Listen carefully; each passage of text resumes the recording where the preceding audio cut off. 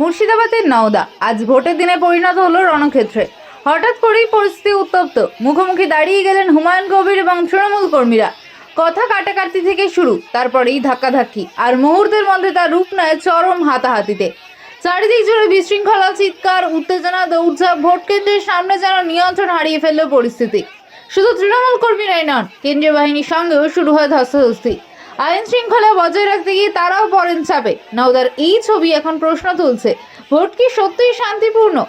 শেষ পর্যন্ত পরিস্থিতি নিয়ন্ত্রণে এনে মোতায়েন করা হয় অতিরিক্ত বাহিনী।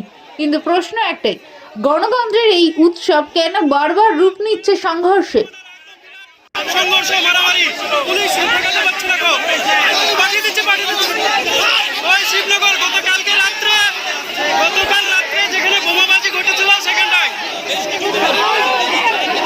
হুমায়ুনের সঙ্গে শফিউজ্জামান হাবিব মোর্চা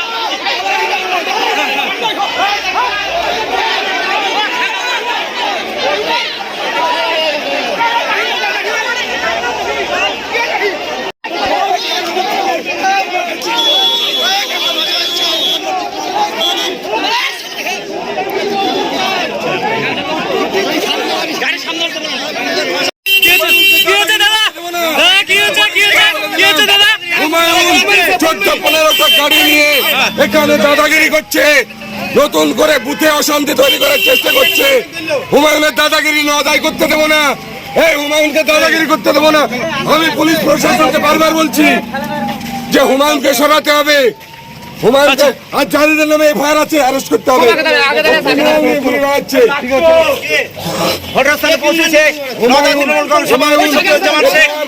বোমবাজি করেছে তাদেরকে নিয়ে ঘুরছে, যারা আমাদের কর্মীকে মেরেছে।